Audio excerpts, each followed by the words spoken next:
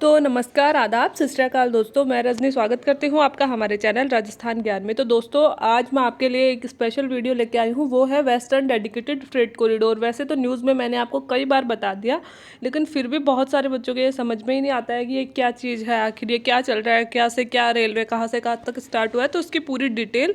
और क्योंकि हमारे राजस्थान के लिए, वैसे तो पूरे इंडिया के लिए ही है, बट हमारे राजस्थान के लिए ये एक महत्वपूर्ण प्रोजेक्ट है जिसका बहुत बड़ा फ़ायदा राजस्थान को मिलने वाला है। तो हमारे लिए और भी इम्पोर्टेंट हो जाता है, और हमारे करंट अफेयर्स के लिए प्लस जीके के जो भी क्वेश्चन बनेंगे तो उनमें इस पे क्वेश्चन बनने की संभावना बहुत ज़्यादा हो जाती है। तो बिना देरी के शुरू करते हैं वेस्टर्न डेडिकेटेड फ्रेट कॉरिडोर।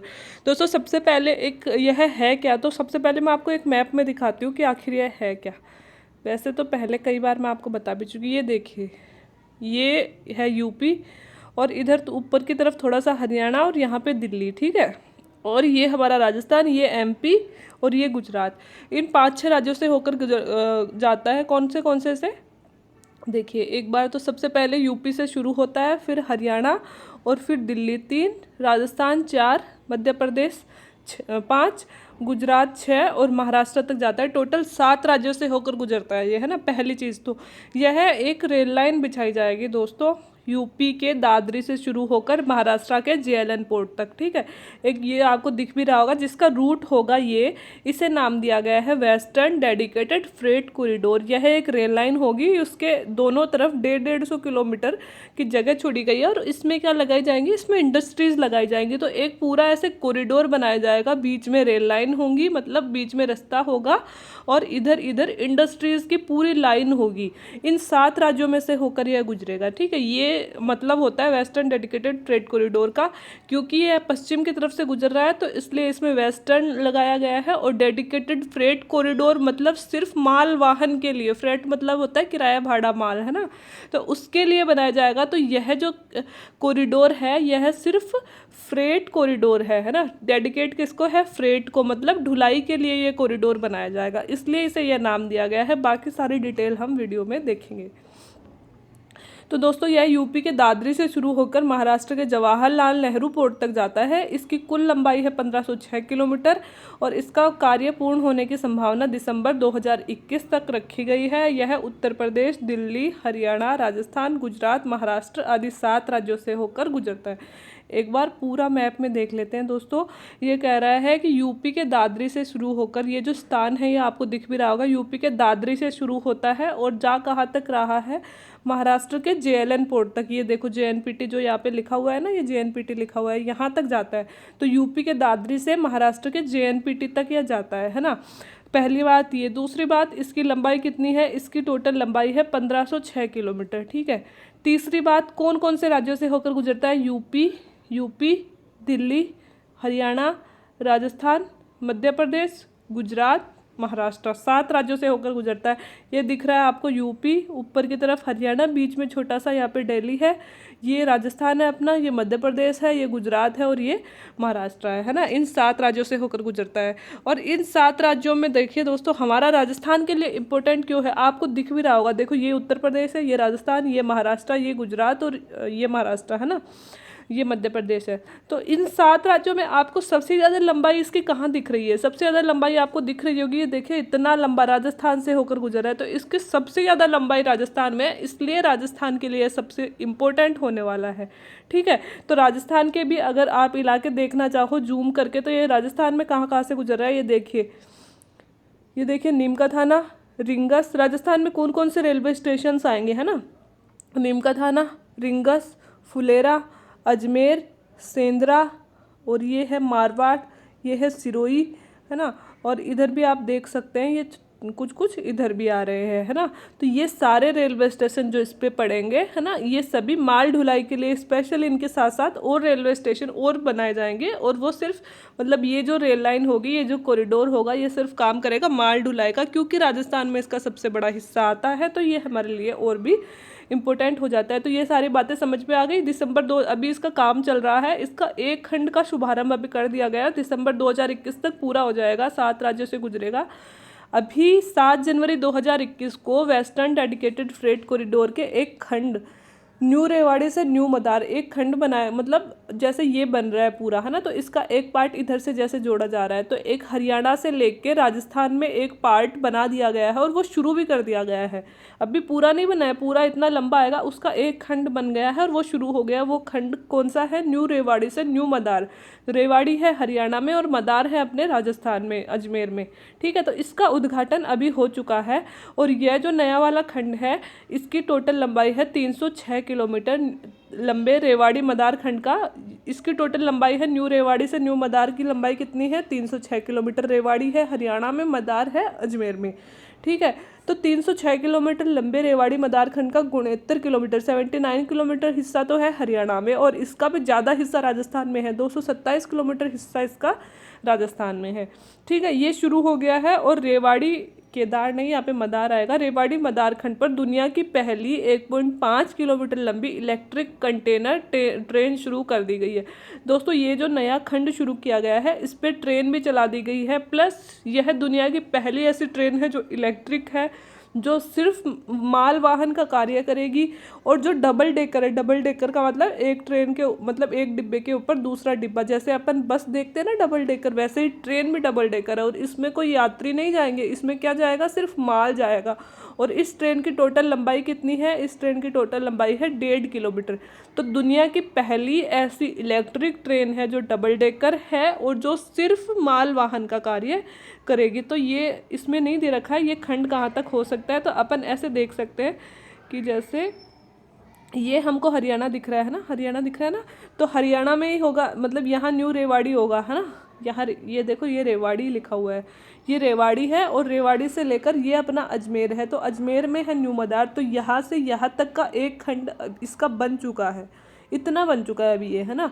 और इस पे इलेक्ट्रिक ट्रेन अभी चला दी गई है, तो ये यहाँ पे कहा गया है। तो ये तो हो गया दोस्तों, समझ में तो आ गया होगा इलेक्ट्रिक कॉरिडोर मतलब डेडिकेटेड फ्रेट कॉरिडोर है क्या, कितनी लंबाई है, किन किन राज्यों से गुजरेगा, कब तक पूरा होगा और कौन सा खंड इसका शुरू हो गया है। इसके साथ ही दोस्तों एक और चीज़ इसमें है कि इससे पहले 29 दिसंबर 2020 को ईस्टर्न डेडिकेटेड फ्रेट कॉरिडोर का 351 किलोमीटर लंबा न्यू भानुपुर से न्यू खुर्जा खंड का लोकार्पण कर दिया गया था। ये अपने वाले का नाम क्या है? Western dedicated. वेस्टर्न मतलब होता है पश्चिमी। और एक और दोस्तों ऐसा ही सेम कॉरिडोर जैसे ये अपना भारत है, थोड़ा सा आप अंदाज़ा लगाने के लिए बना रही हूँ, ये अपना भारत है। तो वेस्टर्न डेडिकेटेड फ्रेट कॉरिडोर तो आ रहा है ऐसे, मतलब ऐसे, ठीक है। एक और आएगा एक और चल रहा है इसके बराबर में ईस्टर्न डेडिकेटेड फ्रेट कॉरिडोर, ये आएगा ऐसे, ठीक है। जो मतलब या पंजाब से शुरू हो रहा है, यहाँ पंजाब से शुरू हो रहा है और यहाँ पे पश्चिम बंगाल तक जाएगा। कौन सा? ईस्टर्न डेडिकेटेड, जो पूर्वी है वो वाला, है ना। और अपना तो है 1576 किलोमीटर लंबा और ये वाला होगा 1856 किलोमीटर लंबा, ये अपने वाले से भी लंबा होगा। जब ये दोनों कॉरिडोर दोस्तों बन जाएंगे तो इन दोनों कॉरिडोरों को आपस में मिला दिया जाएगा। उससे मतलब ये क्यों बनाए जा रहे हैं? हमारा जो परिवहन है, हमारा जो औद्योगिक परिवहन है, मतलब एक उद्योग से जैसे माल कहीं पे बन रहा है, जैसे हमें गाड़ी बनानी है, गाड़ी का पार्ट जैसे मान लो गुड़गांव में बन रहा है ना, उसके असेंबली में जाके कोलकाता में हो रही है ना, तो दिल्ली से कोलकाता उसके पार्ट्स जाएंगे, तो इन पार्ट्स को जाने में 20 दिन लग जाते हैं, है ना, क्योंकि अपना परिवहन बहुत धीरे होता है। अब सिर्फ ऐसे ही ट्रैक बनाए जा रहे हैं जिसपे इन्हीं मतलब सामानों का ही परिवहन होगा, तो ये बहुत फास्ट पहुँच जाएंगे। इससे हमारे औद्योगिकरण को और ज़्यादा गति मिलेगी, इसलिए ये सब बनाया जा रहा है। तो थोड़ा सा ईस्टर्न डेडिकेटेड फ्रेट कॉरिडोर के बारे में पढ़ लेते हैं। हालांकि अपने लिए ईस्टर्न इतना इंपॉर्टेंट नहीं है, लेकिन जानकारी के लिए मैंने यहाँ पे डाल दिया कि ईस्टर्न डेडिकेटेड का भी दोस्तों 351 किलोमीटर लंबा हिस्सा बन चुका है और वो न्यू भानुपुर से न्यू खुर्जा खंड तक बना है।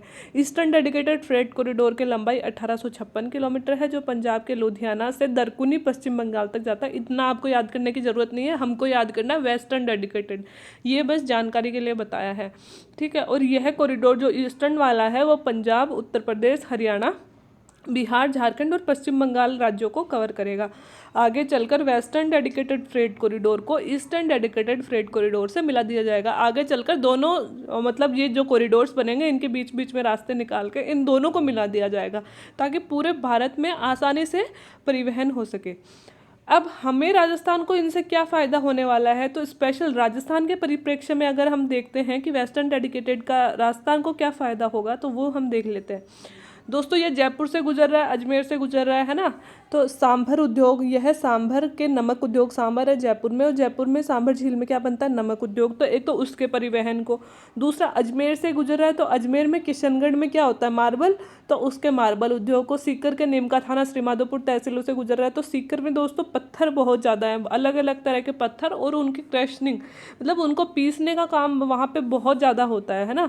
तो सीकर जिले के श्रीमाधोपुर में चेजा पत्थर और भगेगा, यहाँ पे है भगेगा का स्टेशन के आसपास फेल्सपार के परिवहन को। दोस्तों सीकर में अलग अलग तरह के पत्थर हैं, तो इनके परिवहन को आसान बनाएगा। तो अभी किन चीज़ों को महत्व दे, मतलब ज़्यादा सपोर्ट मिलेगा इससे, एक तो सांभर का नमक उद्योग, उसके नमक को पूरे मतलब यूपी से नीचे चलकर मतलब महाराष्ट्र तक परिवहन करना इजी हो जाएगा, जल्दी परिवहन करना। किशनगढ़ का जो मार्बल है उसका परिवहन करेगा, और सीकर के श्रीमाधोपुर जिले का जो चेजा पत्थर है और भगेगा का जो फेल्सपार है उसका परिवहन भी आसानी से हो पाएगा। तो हमारे नमक उद्योग, राजस्थान की बता रही हूँ मैं, हमारे नमक उद्योग, हमारे मार्बल उद्योग और हमारे चेजा पत्थर और फेल्सपार, इन सब स्टोन उद्योग को बहुत ज़्यादा फायदा इससे मिलने वाला है। चेजा पत्थर का क्रेशर, स्टोन और फेल्सपार पाउडर का उपयोग टाइल्स निर्माण में किया जाता है। जो हमारे सीकर में जो चेजा पत्थर है दोस्तों, चेजा पत्थर और फेल्सपार, उनका उपयोग कैसे किया जाता है, उनको क्रैश करके, क्रैश मतलब उनको पीस के फिर उनसे टाइल्स बनाई जाती है ना। तो पूरे भारत में टाइलों की कितनी ज़रूरत है और कितना चलन भी बढ़ रहा है, तो उस चीज़ को भी, उस उद्योग को भी इससे बढ़ावा मिलेगा। सीकर जिले के स्टेशन के आसपास का इलाका कृषि संबद्ध होने के कारण उसके परिवहन को भी इस कॉरिडोर से फ़ायदा मिलेगा। दोस्तों सीकर जिले में ये जो कॉरिडोर गुजर रहा है उसके आसपास कृषि क्षेत्र है, तो अगर कृषि से जो भी माल बनता है, जैसे कि गेहूँ हमने पैदा किया है, ठीक है, हमने बाजरा पैदा किया है, सरसों पैदा की है, या मोटा अनाज पैदा किया है, तो उसे अगर हम ले जाके महाराष्ट्र में बेचना चाहें, मान लो हमें राजस्थान में दाम अच्छे नहीं मिल रहे, तो हम इजीली महाराष्ट्र ले जाके बेच सकते हैं, क्योंकि हमारे पास रोड भी है, ट्रेन भी है और परिवहन के साधन भी हैं, तो इतने ज़्यादा खर्चा भी नहीं आएगा, तो इजीली हम वहाँ ले जाके ज़्यादा दामों में इसे बेच सकते हैं। तो कृषि उद्योग को भी बहुत फ़ायदा मिल सकता है। इसके अलावा दोस्तों जो रेवाड़ी मदारखंड में अभी राजस्थान का कितना हिस्सा आया है, 227 किलोमीटर, ठीक है, जबकि जो दूसरा चरण अब बनेगा उसमें अजमेर से पालनपुर को जोड़ा जाएगा, है ना। मतलब एक में तो जोड़ दिया जैसे हरियाणा से अजमेर को, अब अजमेर से पालनपुर को जोड़ा जाएगा अगले वाले खंड में, ठीक है। और अभी कौन से उद्योगों को फ़ायदा मिल रहा है, अभी जहाँ मार्बल, चेजा पत्थर, नमक उद्योग, नमक और फिर उस पार वाले इलाके इससे जुड़े हैं, मतलब यहाँ लिखा गया है कि अभी जहाँ मार्बल, चेजा पत्थर और नमक उद्योग और फेल्सपार, यहाँ पे कुछ गलत हो जाता है, फेल्सपार लिखा है मैंने, फेल्सपार वाले उद्योग अभी जो जुड़े हैं, तो अभी तो ये जुड़े हैं, और अब अजमेर और पालनपुर वाला जब बन जाएगा उसके बाद में ये जो अजमेर पालनपुर वाला क्षेत्र है ये सीमेंट उद्योग से संबंधित है, तो उसके बाद में सीमेंट उद्योग का इलाका भी इस फ्रेट कॉरिडोर से जुड़ जाएगा, और आगे चलकर जो राजस्थान सीमेंट बनाने में भारत में प्रथम है उसका और ज़्यादा विकास होगा। हम सीमेंट का न सिर्फ राजस्थान में बल्कि पूरे भारत में निर्यात कर पाएंगे। तो हमारे लिए वेस्टर्न डेडिकेटेड फ्रेट कॉरिडोर बहुत इंपॉर्टेंट होने वाला है, और हमारे जो उद्योग हैं उनको एक नई गति इससे, नई ऊर्जा इससे मिलने वाली है। तो ये हमारे लिए बहुत इंपॉर्टेंट क्वेश्चन भी हो जाता है, प्लस जनरल नॉलेज के लिए भी हमें इन सब की जानकारी होनी चाहिए कि सरकार हमारे लिए क्या कर रही है, हमारे आसपास क्या हो रहा है। तो उम्मीद है दोस्तों वेस्टर्न डेडिकेटेड फ्रेट कॉरिडोर आज के बाद में आप कभी कंफ्यूज नहीं होगे, भूलोगे भी नहीं कि क्या है क्या नहीं है, तो समझ में आ गया होगा ये सब क्या चल रहा है। आज के बाद में जब भी पेपर में नाम आएगा तो आप इजीली सब कुछ कनेक्ट कर पाओगे। तो वीडियो आज के लिए इतना ही, देखने के लिए थैंक यू वेरी मच।